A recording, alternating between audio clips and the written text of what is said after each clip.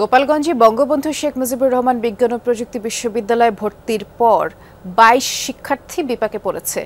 ভর্তির ১৫ দিনের মধ্যে তা বাতিলের খবর জানায় বিশ্ববিদ্যালয় কর্তৃপক্ষ। আর এই অবস্থায় চরম হতাশা আর দুশ্চিন্তায় আছে শিক্ষার্থীরা। ওয়ালটন টেলিভিশন মাত্র ২৫,৪৯০ টাকায় পাচ্ছেন গুগল টিভি। ভর্তি কার্যক্রম শেষ হয়েছে, শুরু হয়েছে ক্লাসও, অথচ ২২ শিক্ষার্থীর ভর্তি বাতিল করেছে বঙ্গবন্ধু শেখ মুজিবুর রহমান বিজ্ঞান ও প্রযুক্তি বিশ্ববিদ্যালয় কর্তৃপক্ষ।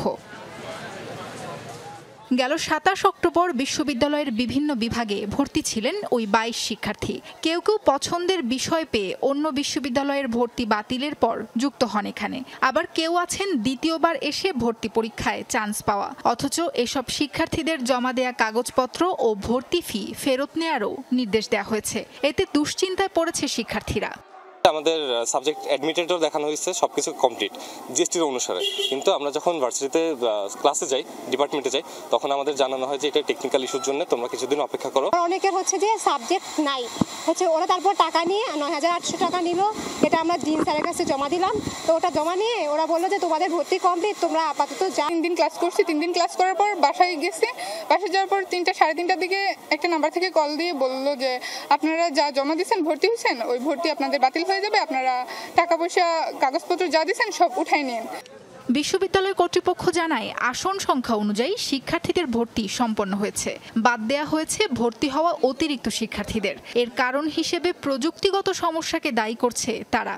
২৭ তারিখে যখন আমরা ভর্তি হই তখন আমাদের ভর্তির একটা রিসিপ্ট দেয়, ওটাও আমাদের তারা দেয়নি। বলেছিল যে ৩ তারিখে আমাদের ভর্তির রিসিপ্ট দেবে এবং কে কোন ডিপার্টমেন্টে সেটা মেসেজ দিয়ে আমাদের জানানো হবে, কিন্তু আমাদের মেসেজে জানানো হয় না। আমরা যদি এখন বাতিল হয়ে যায় আমাদের শিক্ষা জীবন শেষ। আমি যেহেতু সেকেন্ড টাইমার, আমার কোথাও যাওয়ার জায়গা নেই। আমি আগে যে প্রতিষ্ঠানে ভর্তি ছিলাম সেখান থেকেও ক্যান্সেল করে আসছি। টেকনিক্যাল সমস্যার দায়ভার তো আমার একার না। আর তারপরে হলো এরা প্রথমে বলছে যে আপনারা জিএসটির মাধ্যমে ইয়ে করবেন, আমরা জিএসটিতে ঢুকছি, ওরা বলছে যে সরাসরি এখানে কন্ট্যাক্ট করতে বলছে।